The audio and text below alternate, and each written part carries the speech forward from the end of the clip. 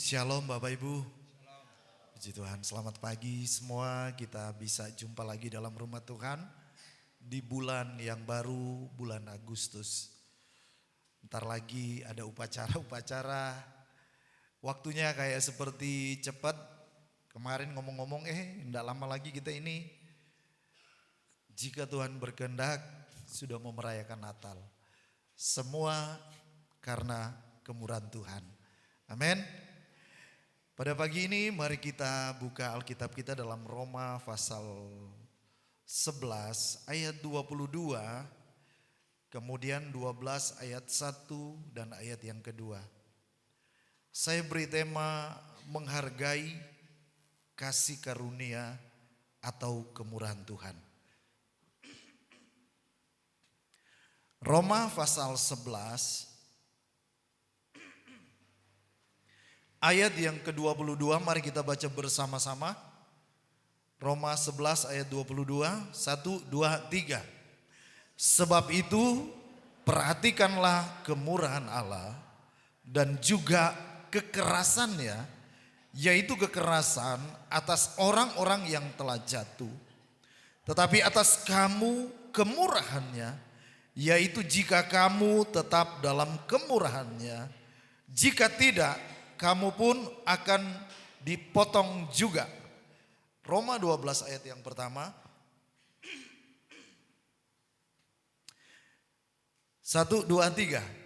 Karena itu saudara-saudara, demi kemurahan Allah, aku menasehatkan kamu supaya kamu mempersembahkan tubuhmu sebagai persembahan yang hidup, yang kudus dan yang berkenan kepada Allah.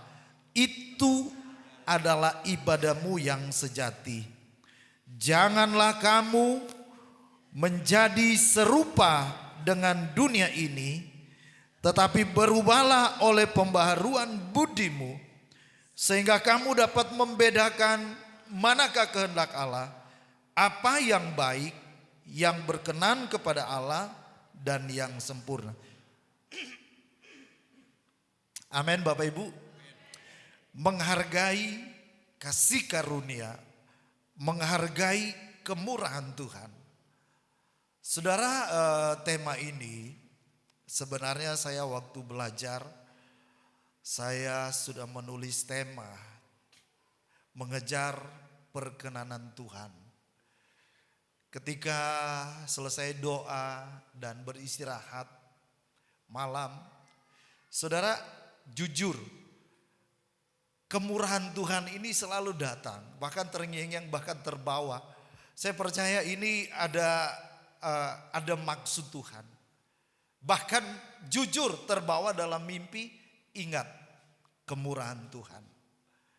Itu sebabnya ketika saya berdoa, Tuhan apa yang harus saya sampaikan pagi ini. Dan pagi ini kita belajar bersama. Kita belajar melihat, kita belajar lagi menghargai kasih karunia dan kemurahan Tuhan.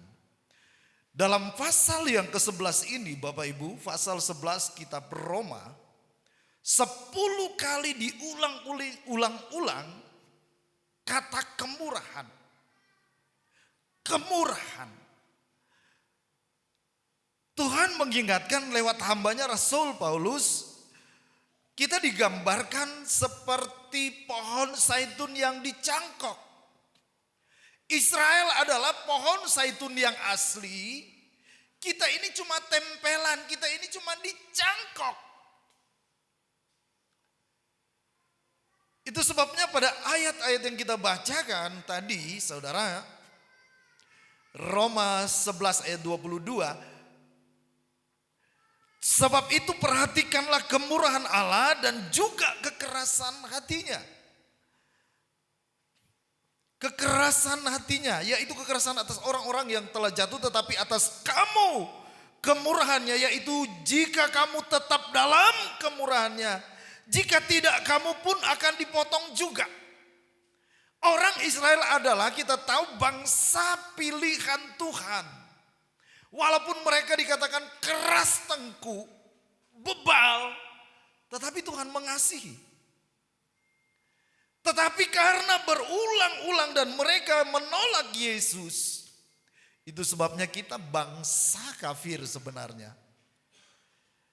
Kita diangkat menjadi anak, kita dicangkokkan sehingga kita menjadi umat pilihan Tuhan. Itu cuman Alkitab berkata kemurahan Tuhan. Amin. Itu adalah anugerah. Itu adalah kasih karunia. Anugerah, kemurahan, kasih karunia. Ini gambaran seperti kita sebagai seorang bawahan menerima sesuatu hadiah yang besar dari Tuhan yang sebenarnya gak layak kita terima. Gak layak. Gak layak. Kita cuman karena anugerah, cuman karena kebaikan, cuman karena kemurahan Tuhan. Itu sebabnya saudaraku, kalau kita bisa diangkat menjadi anak Tuhan, cuman kemurahan Tuhan. Tetapi Tuhan ingatkan, perhatikan kemurahan Allah. Perhatikan kebaikan Tuhan. Perhatikan kasih Tuhan, jangan salah. Jangan salah sehingga kita tidak menghargai lagi kemurahan Tuhan. Ingat Bapak Ibu, Tuhan juga di samping ditulis ayat pasal 11 ayat 22 ada ketegasan juga. Perhatikan kemurahan Allah dan juga kekerasannya. Puji Tuhan. Kita tahu lagu Amazing Grace.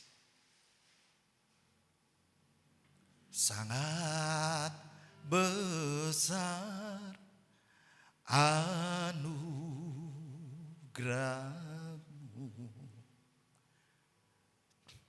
Ini lagu sangat populer, ditulis pada tahun 1700-an.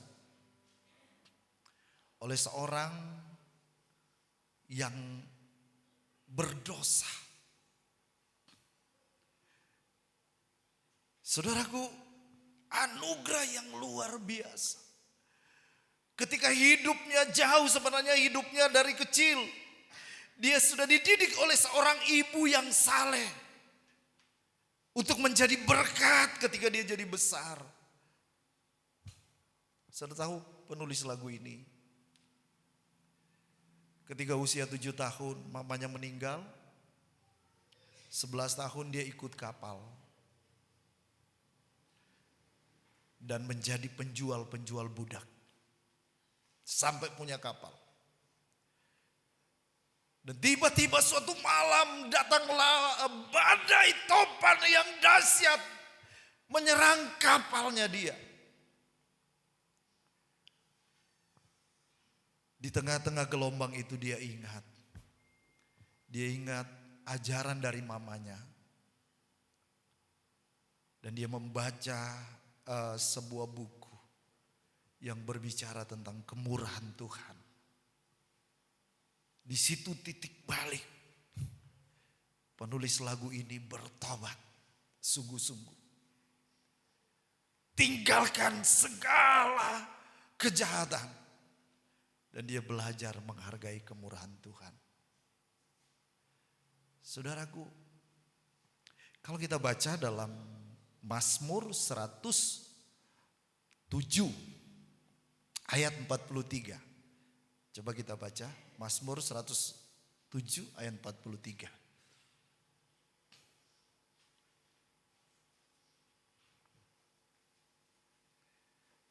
(107 ayat 43), siapa yang mempunyai hikmat, biarlah ia berpegang pada semuanya ini dan memperhatikan segala kemurahan Tuhan. Siapa yang mempunyai hikmat, biarlah ia berpegang pada semuanya ini dan memperhatikan segala kemurahan Tuhan.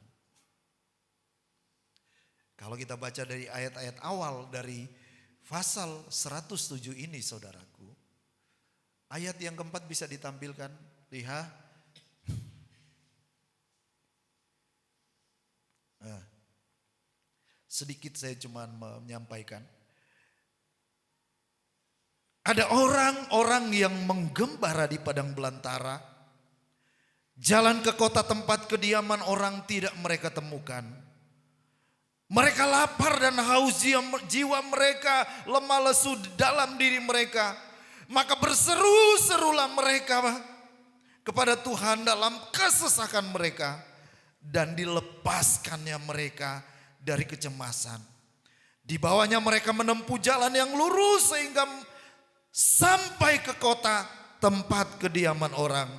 Biarlah mereka bersyukur kepada Tuhan karena kasih setianya, perbuatan-perbuatannya yang ajaib terhadap anak-anak manusia.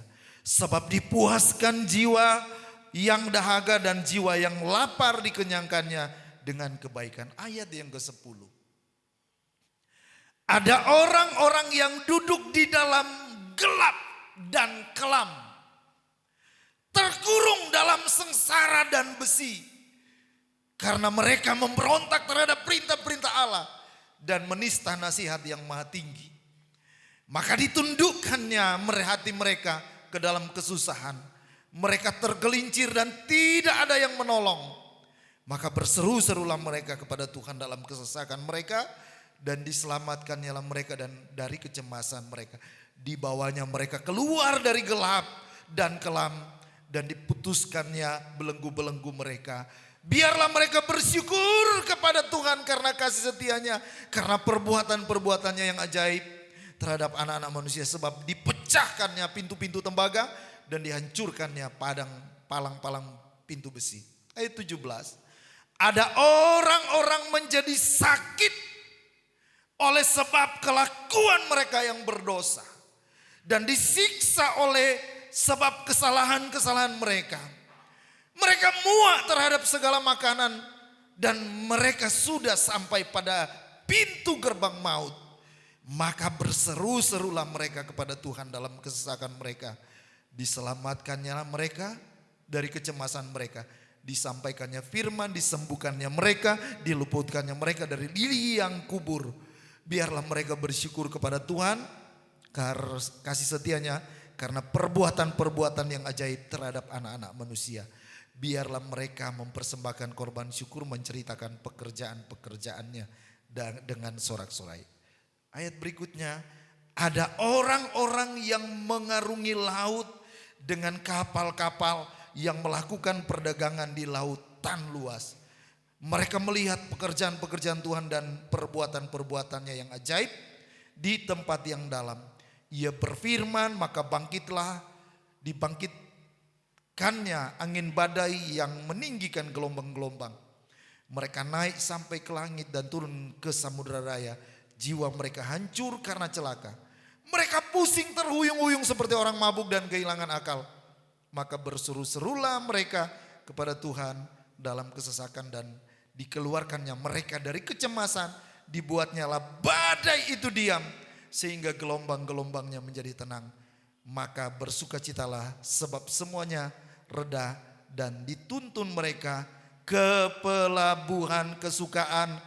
Biarlah mereka bersyukur kepada Tuhan karena kasih setianya, karena perbuatan-perbuatannya yang ajaib terhadap anak-anak manusia. Ayat 43. Siapa yang mempunyai hikmat, biarlah ia berpegang pada semuanya ini dan memperhatikan segala kemurahan Tuhan. Ada beberapa kasus. Ayat yang keempat. Kita seperti seorang pengembara, tidak tahu jalan menuju ke kota, dalam kecemasan, dalam ketakutan.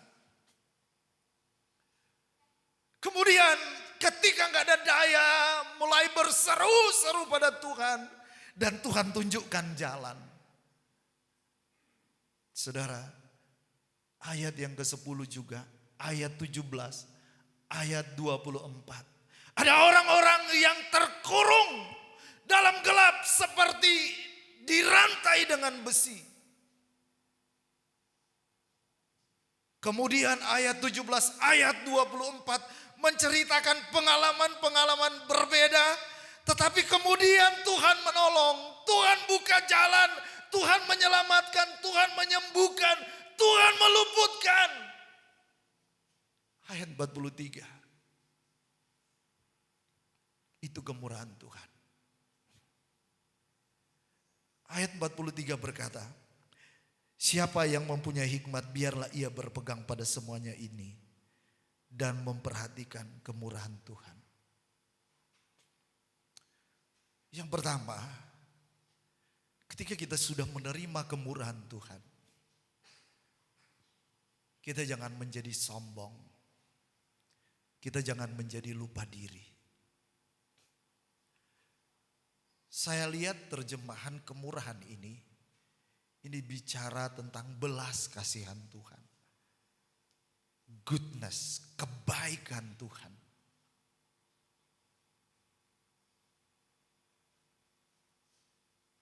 Siapa yang mempunyai hikmat, biarlah ia berpegang pada semuanya ini. Dan perhatikan segala kemurahan Tuhan. Saudara, kita barusan melewati masa pandemi. Kita masih berpikir kita mampu gak melewati masa-masa ini dengan selamat. Jutaan orang meninggal. Petugas medis, petugas keamanan, petugas pemakaman kewalahan. Sampai orang-orang dimakamkan dengan pakai traktor karena tenaga manusia enggak mampu. Kita mulai berpikir, Tuhan, mohon kemurahan Tuhan. Biar kami bisa diluputkan dari masa pandemi ini. Biarlah kami dapat melewati ini dengan selamat. Kebaikan Tuhan, kemurahan Tuhan. Kalau Tuhan masih beri waktu kita. Ada orang-orang yang sakit bahkan ditulis dengan jelas. Sampai sudah gak rasa makan lagi tapi kemudian berseru-seru sama Tuhan. Tuhan tolong dan Tuhan luputkan. Biarlah mereka bersuka cita dan bersyukur sama Tuhan. Kalau Tuhan sudah pulihkan, jangan lupa sama Tuhan. Amin. Ada orang-orang yang terkurung dalam gelap. Gelapnya dosa, gelapnya rantai besi. Tapi kemudian ketika berseru-seru sama Tuhan, kemurahan Tuhan, kebaikan Tuhan, belas kasihan Tuhan, Tuhan tolong. Kalau Tuhan sudah tolong Bapak Ibu kita semua, mari kita menghargai kemurahan Tuhan. Hargai sungguh-sungguh. Kita diselamatkan Tuhan, dipelihara Tuhan. Kita mungkin seperti gambaran ayat yang keempat, seperti seorang pengembara. Mengalami jalan buntu, gak tahu mau pulang ke kota bagaimana caranya. Di tengah-tengah kecemasan, di tengah-tengah ketakutan, kemudian kita mulai berseru, Tuhan tolong bukakan jalan. Saya pernah saya masih kecil, saya pernah tersesat. Jalan di hutan, sudah mau malam bersama teman saya. Nangis kami, nangis Bapak Ibu. Gak tahu gimana mau pulang ini, gimana ini. Akhirnya kami terpikir naik ke bukit yang tinggi, terus kami lihat, oh itu kota.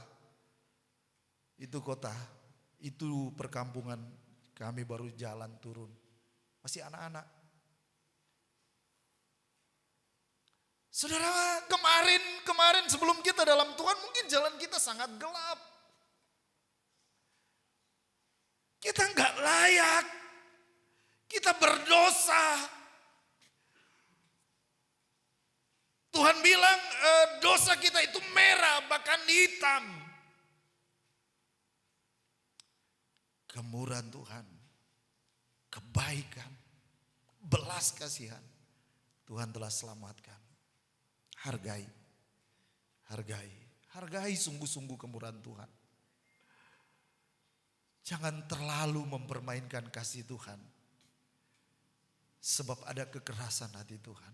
Jangan sampai kita terlambat. Puji Tuhan. Yang kedua.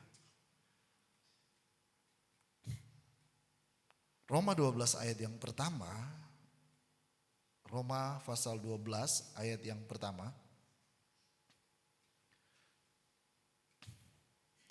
Sebab itu perhatikanlah ayat yang pertama. Karena itu saudara-saudara, demi kemurahan Allah aku menasihatkan kamu supaya kamu mempersembahkan tubuhmu sebagai persembahan yang hidup, kudus dan yang berkenan kepada Allah.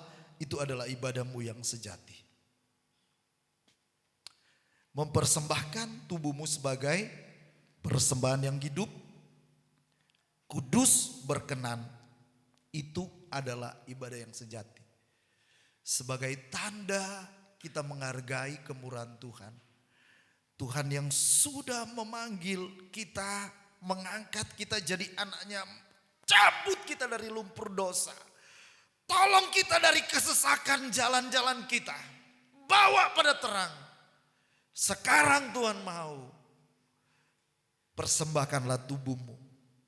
Karena hidup kita punya Tuhan. Coba baca Roma 11 ayat 36.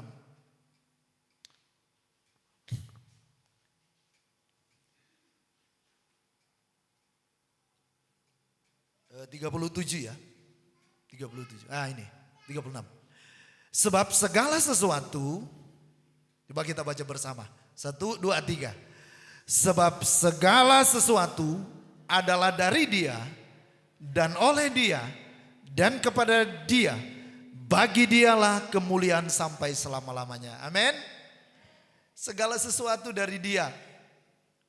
Halo, nafas kita dari Tuhan. Kekuatan kita dari Tuhan. Tuhan masih beri kita waktu. Hari ini, puji Tuhan Bapak Ibu Saudara, kita beribadah sama Tuhan. Itu kemurahan Tuhan.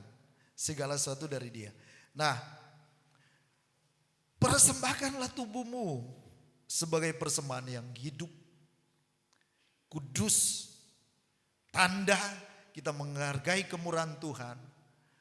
Kita mau beri hidup kita selagi masih hidup. Kudus, berkenan, itu adalah ibadah yang sejati. Puji Tuhan, jadi Kristen yang sungguh-sungguh. Jadi Kristen yang menghargai kemurahan Tuhan. Ada banyak hal saya alami. Oleh karena kemurahan Tuhan, saya belajar sangat menghargai belas kasihan, kebaikan, kemurahan Tuhan. Belajar mempersembahkan. Memang tiap hari kita selalu digoda. Perjuangan kita nggak mudah. Hari ini kita ada di gereja, kita bisa kelihatan seperti malaikat. Ketika keluar dari gereja, kita ada tantangan, godaan, banyak godaan. Saya bilang keinginan mata, keinginan daging, dan keangkuhan hidup. Selalu nawarin, iblis rayu-rayu. Kita bisa tahan ya. Keinginan mata gak jadi mata keranjang. Kita bisa tahan. Nah kemudian di sisi lain kadang kita kalah di keinginan daging. Nah kemudian di keangkuhan hidup mau pengen sombong, wah. Tapi kita belajar, hanya anugerah Tuhan. Saya ingin hidup saya kudus dan berkenan pada Tuhan. Dengan pertolongan Roh Kudus kita kuat, kita mampu. Amin. Dan yang ketiga, bagaimana kita menghargai kemurahan Tuhan? Tidak menjadi serupa dengan dunia ini. Ayat yang kedua, janganlah kamu menjadi serupa dengan dunia ini, tetapi berubahlah oleh pembaharuan budimu. Sehingga kamu dapat membedakan manakah kehendak Allah, apa yang baik, yang berkenan kepada Allah dan yang sempurna. Pertobatan itu metanoia, perubahan pikiran. Jadi diubah. Ini pikiran ini tempat peperangan Bapak Ibu. Peperangan, pertempuran, area pertempuran. Kalau kita isi dengan Filipi 4 ayat yang ke-8, semua yang manis, coba tolong lihat Filipi pasal 4 ayat yang ke-8. Nah, mari kita baca. 1, 2, 3. Jadi akhirnya saudara-saudara, semua yang benar, semua yang mulia, semua yang adil, semua yang suci, semua yang manis, semua yang sedap didengar, semua yang disebut kebajikan dan patut dipuji, pikirkanlah semuanya itu.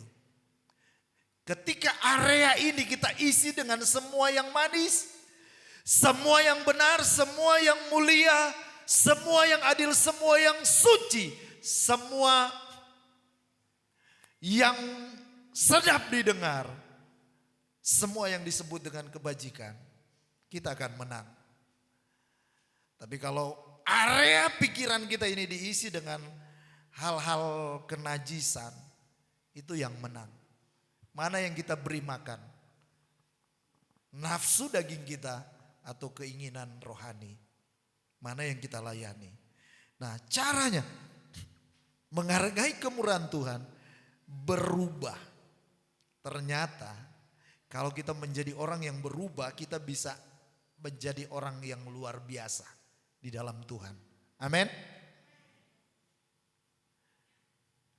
Saudara, murid-murid Tuhan Yesus itu orang-orang yang latar belakang pendidikannya minim. Kasar, nelayan. Tapi ketika mereka berubah, mereka menjadi orang-orang yang luar biasa. Tuhan bisa pakai Bapak Ibu Saudara kita semua. Ketika hidup kita semua berubah menurut kehendak Tuhan. Apa yang tidak pernah dipikirkan, apa yang tidak pernah diangan-angankan, itu disiapkan bagi orang yang coba kita berubah sungguh-sungguh.